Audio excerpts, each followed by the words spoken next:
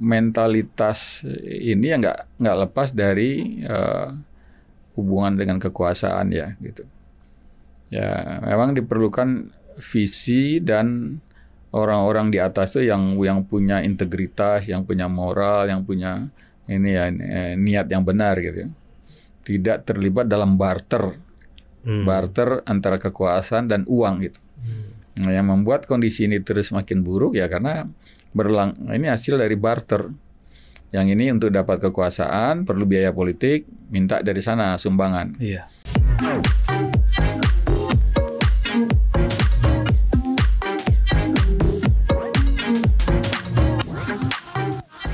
Pak, saya mau balik lagi ke PPN. Nah, ini kan beberapa Menkyu memang menolak. Mantan Menkyu menolak karena kondisi kita lagi sulit. Gitu. Saya mau tanya kalau sikapnya Pak Andrinov melihat tadi ya Pak, ternyata kita masih punya sumber-sumber pendapatan lain selain PPN di tengah daya beli yang melemah, mungkin bisa kasih emang sebenarnya PPN itu gimana sih pendapat Pak Andrinov, harus naik apa enggak sih? Peluang untuk menaikkan tentu ada ya, atau dasar untuk menaikkan ada, tetapi nggak bisa digeneralisasi dan juga harus melihat momen ya.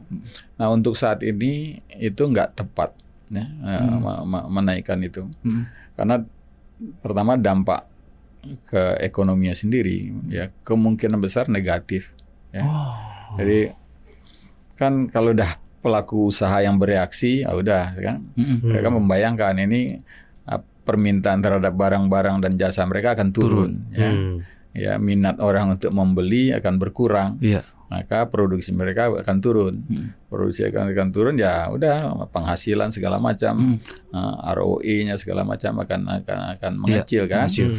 Nah, sudah balik juga ke penerimaan negara yang ditargetkan misal 70 triliun itu bisa jadi nggak nyampe jauh. Ya, karena kan ini kan hitungannya kalau ekonomi normal tumbuh, ada yang beli barang, ambil tambah ini naikin jadi 12%, maka income. Tapi kalau pertumbuhan produksi dan konsumsi nggak normal bagaimana? Ya, yang target itu sendiri nggak akan kecapai. Makanya saya yakin itu sedang ditinjau kembali, enggak. Jadi kalau PPN naik, oke, negara misalnya dapat sekitar 70-75 triliun. Tapi di sisi lain akan ada industri-industri yang akan meredup atau mati gitu ya. Iya, itu namanya menyelesaikan masalah dengan menciptakan beberapa masalah baru. Itu. Nah itu. Tapi memang benar ya Pak, kondisi daya beli lagi melemah, kondisi kelas menengah ini menurun. Karena ini ada yang bilang enggak, itu nggak benar gitu. Benar gak sih Pak? Kalau dari Pak Andri, kelas menengahnya stagnan, kelas bawahnya stagnan itu benar. Tapi kan cara ngelihatnya nggak kayak gitu. Ya, secara agregat sebetulnya nggak melesu semua. Nah, tapi lihatlah distribusi atau piramida penguasaan aset, ya pergerakannya.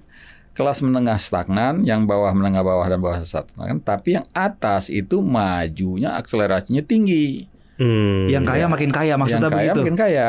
Kok bisa begitu Pak? Yang kaya makin kaya, tapi yang bawah malah begitu-begitu aja. Itu gimana tuh ceritanya tuh? Makanya dilihat bagaimana pemanfaatan sumber-sumber ekonomi ini, bagaimana bangunan ekonomi yang kita biarkan itu. Ya. Nah, yang kaya makin kaya ini umumnya bergerak di sektor-sektor yang ekstraktif itu. Sumber daya alam tadi itu ya Pak? Sumber daya alam, termasuk sawit ya. Iya. Ya, kita ini kan ya tadi eksportir nomor 1 batu bara, eksportir nomor 1 di dunia CPO ya. Nah, itu adalah sumber kaya. Di samping memang ada sektor industri petrokimia ya. Oh, itu udah di pengusaha tertentu itu sudah menjadi andalan pemasukan memang ya. Tapi ya nggak banyak kan diversifikasi industri itu. Secara umum industri kita kan melesu terus. Betul. Deindustrialisasi itu benar berarti. Itu benar. Itu kan kalau kita lihat dari tahun 2008, bukan 2008 ya 2005 lah ya.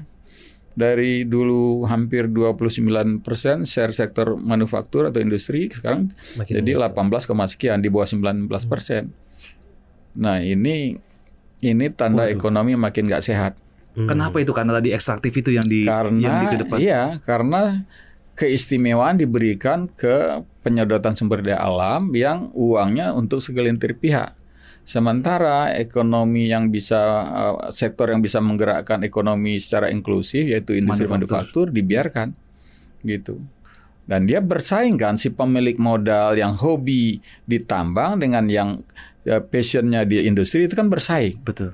Tapi kan orang akan menjadi terpojok ketika mereka sumber-sumber pembiayaan mereka itu mahal, ya nggak bisa mereka ini, lalu pasar juga dibiarkan dimasuki oleh produk-produk dari luar gitu, impor. Nah si pelaku, kalaupun muncul pelaku bisnis baru, dia pasti akan pilih buka kebun sawit atau tambang batu bara atau sekarang tambang nikel. Karena di situ marginnya tinggi. Maka kalaupun dia punya uang ya yang gampang didapat, dia nggak akan invest di industri. Apalagi kalau dia pinjam itu dari bank. Wah, bunganya mahal. Iya, marginnya kecil ya. Lalu khawatir nggak stabil. Tapi begitu dapat izin tambang udah goyang-goyang kaki. Waduh.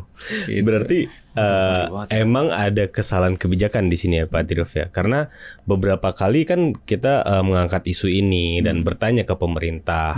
Ada kecenderungan jawaban yang muncul itu misalnya untuk masalah industri. Ya memang globalnya lagi lesu.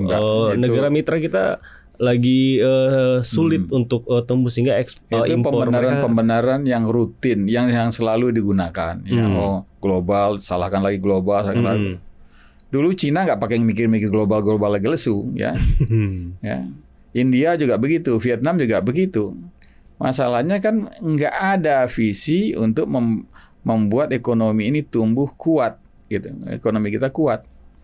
Ya, yang ada adalah ya pembiaran. Ya, untuk membiarkan ekonomi ini makin melemah. Nah, apa yang menyebabkan melemah? Yaitu cadangan energi kita menyusut kencang. Duitnya bukan buat negara. Betul. Ya, duitnya buat yang pelaku usaha ini kaya raya dan kemudian juga ikut berkuasa. Iya. Gitu. Kemudian duitnya dia taruh di luar. Nah, ketika pemerintah butuh uang, ngeluarin surat utang, ya dia taruh di situ. Iya, betul. Jadi uang yang dia dapat dengan mudah dari sumber daya alam, nanti dibiayai lagi oleh negara ketika dia naruh gitu. Iya, dikasih bunga. Iya. Ya, dia nggak perlu. Ya, dan dia nggak mau buka masuk ke industri manufaktur atau apa, nggak mau gitu. Nah, mentalitas ini yang nggak lepas dari hubungan dengan kekuasaan ya gitu. Ya memang diperlukan visi dan orang-orang di atas tuh yang punya integritas, yang punya moral, yang punya ini ya niat yang benar gitu. Tidak terlibat dalam barter antara kekuasaan dan uang gitu. Nah, yang membuat kondisi ini terus makin buruk ya karena ini hasil dari barter. Yang ini untuk dapat kekuasaan perlu biaya politik, minta dari sana sumbangan. Iya. Akhirnya utang. Yang nyumbang merasa perlu minta imbal hasil, ya perluasan izin usaha atau kemudahan-kemudahan lain atau nggak boleh diganggu kebijakan yang salah itu. Betul. Itu. Jadi arahnya ya arah yang buruk itu makin memburuk sebetulnya. Nah ini pola seperti itu punya kontribusi terhadap tadi. Kelas menengah memang di satu sisi stagnan, tetapi sebetulnya yang masalah sebenarnya adalah kesenjangan yang makin melebar. Karena agregatnya tetap sebetulnya asetnya tetap besar.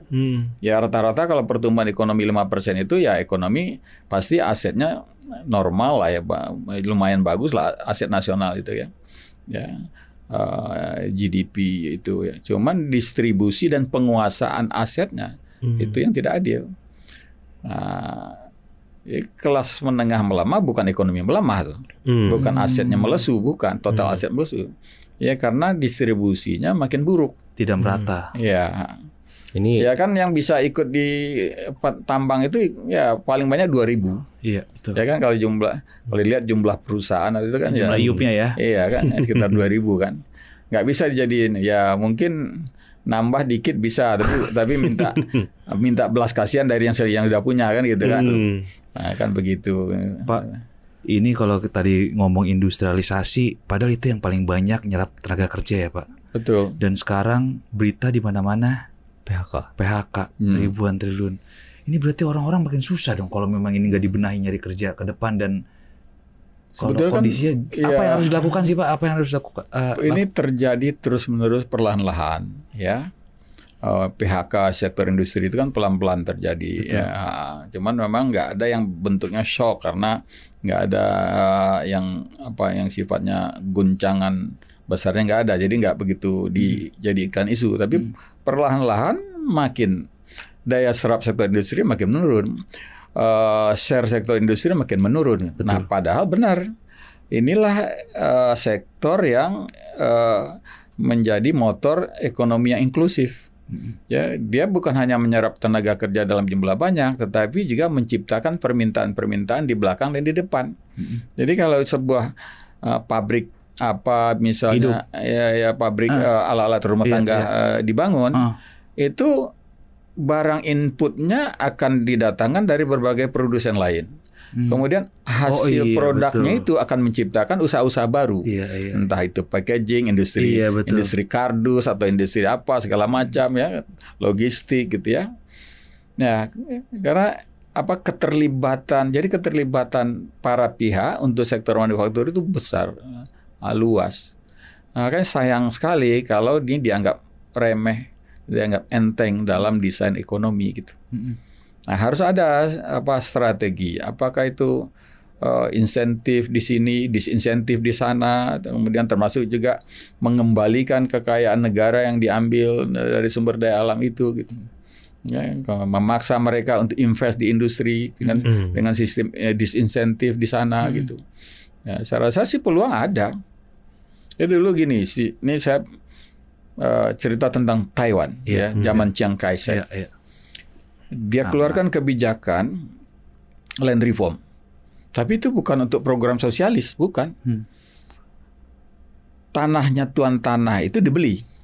Dibeli oleh negara.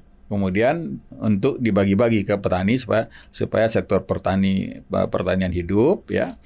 Nah, tapi uang hasil penjualan tanah itu digunakan untuk menghidupkan industri kecil, industri rumah tangga. Dari situlah Taiwan itu menjadi negara industri yang berbasiskan industri kecil, gitu, dan kuat, ya. Tingkat kesenjangan sosialnya sampai sekarang ya Gini rasionya termasuk yang terendah di dunia, ya. Kehidupan politiknya damai karena pemerataan, ya. Kemudian pemerataan pendidikan di desa-desa, gitu-gitu. Nah, kita sebetulnya harusnya terinspirasi oleh itu ketika ngelihat kekayaan alam kita ini yang dikuasai oleh segelintir pihak. Ya. Negara nggak perlu beli. Betul. Cuman bikin kebijakan kembalikan sistem bagi hasil yang wajar, yang normal. Ya. Oke, sekarang mereka menyusut minatnya ya untuk ya nggak apa-apa. Ya apa? Negara nggak kehilangan. Ya, kalau perlu ya bikin BUMN untuk pertambangan batu bara itu duitnya ke negara, kan gitu. Nah, kemudian hasil dari itu buat insentif industri, ya. Nah, nanti ya karena mulai kompetitif antara sektor manufaktur dan sektor pertambangan, ya duit mereka yang numpuk ratusan triliun itu mungkin mau nggak mau dia masukin juga ke industri gitu. Jadi jalan strateginya sebetulnya ada kalau mau, ya, untuk menghidupkan kembali industri, melakukan reindustrialisasi, ya, dengan tadi mengembalikan hak negara itu atas bagi hasil sumber daya alam itu tadi. Jadi pemerintah nggak perlu ngutang, nggak perlu naikin PPN mungkin nggak perlu ya. Utang bisa berkurang terus, bisa berkurang. Kalau kita negara bisa dapat 1.000 triliun per tahun, atau lah ketika harga sekarang kan di 120, 130 ya, masih ada peluang negara itu dapat 500 triliun per tahun dari batu bara aja. Ya. Banyak banget itu, Pak. Ya. Sekurang-kurangnya 300 triliun, 400 triliun. Tapi baru dari batu bara itu ya. Itu signifikan. Gitu. Ya, ini ya. Berarti memang yang bocor-bocor harus ditambal dan paling nggak tata kelola sumber daya alam ini harus dilakukan dengan benar dan dengan niat yang keras. Kalau ini kan bocor kebijakan. Iya. Bukan bocor aliran dana. Bukan aliran dana, benar. Bocor kebijakan. Kebijakan itu yang dibikin bocor lalu orang ya pesta pora segelintir orang di situ. Ini apakah termasuk lalu lintas devisa juga, Pak? Karena emang cukup disayangkan dengan hasil ekspor yang banyak, dolarnya, sementara likuiditas kita tuh 2 tahun terakhir tuh cenderung kering gitu. Dan ada kesulitan untuk mendapatkan pembiayaan dalam bentuk falas gitu, Pak. Nah, kenapa pemerintah tidak berani untuk lebih tegas memaksa pengusaha-pengusaha itu, oke, dolar itu harus disimpan di sini, ditukarkan ke rupiah gitu? Memang kalau hanya kebijakan itu tetap dilematis itu ya. Ya, mau diketatin ya harus selalu lintas devisa, nanti ada efeknya juga gitu ya. Efek dari pasar ekonomi global dan segala macam. Kalau menurut saya lebih efektif adalah tadi mengembalikan sistem bagi hasil yang normal, yang wajar. Uang itu langsung di negara. Ya, uang yang dia nanti si pelaku usaha itu dapatin uang dengan wajar, ya, dia mau taruh juga di luar ya terserah gitu kan. Yang jelas uang yang di tangan negara udah nambah signifikan, gitu. Kita nggak perlu pusingin, wah mereka mau naruh uangnya di Singapura atau di Hong Kong. Ya, ini masalahnya uang mereka tuh berlimpah ruah, ya. Ya nggak muat ditaruh di dalam negeri, karena daya penampungnya itu ya memang nggak diciptakan, ya karena kantong penampung itu sempit, ya mereka kan pilihannya kalau dari uang berlimpah itu apa? Bangun properti, bisnis properti, atau buka lahan sawit, ya perluasannya kan di situ. Ya sangat sedikit yang tertarik mau bangun industri apa itu nggak. Mereka ini kan orang-orang yang nggak mau berkeringat. Mereka hidup dari ekonomi yang dari akses kepada kekuasaan, begitu. Lain dengan yang memang industrialis ya, Mas Pion bikin pabrik panci, Mangga apa segala macam ya, atau Sido Muncul bikin pabrik jamu.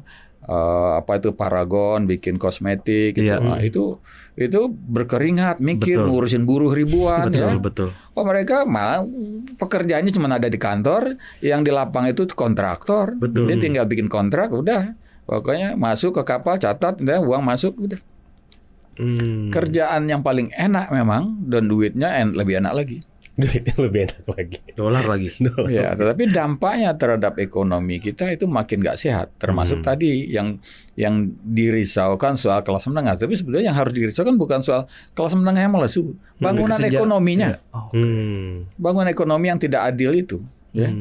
Ada kalangan menengah atas dan atas yang tumbuh kekayaan itu jauh lebih cepat, lebih nambah. Ini yang di tengah stagnan, di bawah stagnan. Gitu.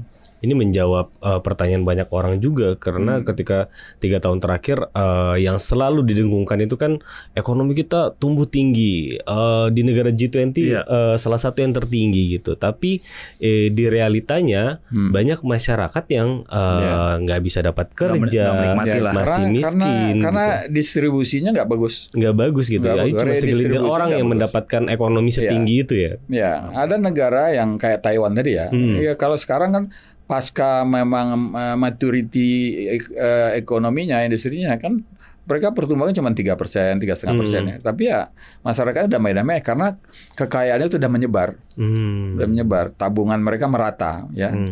Ya, nah kalau di kita kan yang tabungannya numpuk yang atas, menengah pas-pasan, begitu tergoncang, wah dia langsung nyesak. Wah, makan tabungan istilah di kita. Mantap hidupnya. Ini kayak saya ini baru baca artikel di CNBC Indonesia. Jadi kalau ngelihat gini emang kelihatan sih. Katanya kita negara kaya ya Pak. Sumber daya alam. Tapi ini presiden kita kasih tahu di G20, kita kan dianggap negara besar nih di G20. Tapi dia bilang saya selalu berkata di mana-mana, apa gunanya Indonesia menjadi negara G20 kalau 25% anak-anak kita tidak memiliki cukup makanan. Ini kan cukup ironis ya Pak, cukup ironis ya Pak. Tapi itu kesadaran yang bagus. Harus diperbaiki nih, berarti harus, karena nanti akan redistribusi itu ya. Kesadaran itu akan berujung pada tadi kesadaran akan persoalan yang struktural tadi, soal kesenjangan, soal bangunan ekonomi yang tidak sehat itu tadi. Ya, ketika ngelihat wah ada 20% atau 20 juta penduduk masih miskin gitu ya. Nah, nanti kan dicari, kenapa ya? Kenapa kok tetap miskin? Maka muncullah macam-macam sudut pandang. Nanti kan kaitannya ke ini model ekonomi kita. Toh kalau secara pertumbuhan agregat pertumbuhan ekonomi kita kan nggak kecil, nggak rendah. Benar. 5% itu termasuk yang tinggi di dunia, termasuk sekelompok kecil negara. Ya. Tapi kenapa kok kita ada merisaukan soal kemiskinan, pengangguran, kalangan setengah menganggur, sektor informal, benar. Ya, yang nanti bisa jadi bom waktu, jadi masalah sosial kan gitu. Nah, nanti coba aja lihat kaitannya. Ini kriminalitas yang naik, meningkat berhubungan dengan itu nggak soal distribusi kekayaan. Judi online meningkat, itu ada kaitan dengan itu nggak? Jadi orang jadi bermimpi untuk kemudian bisa bebas dari kesulitan ekonomi kan. Lalu ambil jalan pintas. Iya, kemudian pinjol gitu. Benar. Nah, walaupun akhirnya itu makin menjerat kan. Tapi kita maksudnya lihat sebagai hubungannya dengan keadaan ekonomi itu yang tumbuhnya lumayan 5%, tetapi banyak masalah di bawah itu, masalah sosialnya, masalah perilaku ekonomi segala macam.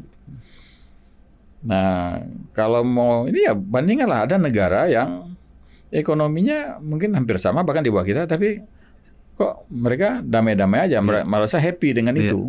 Ya karena distribusi kekayaan itu bagus gitu. Pemerataan ya. Iya, masing-masing punya aset yang cukup gitu kan.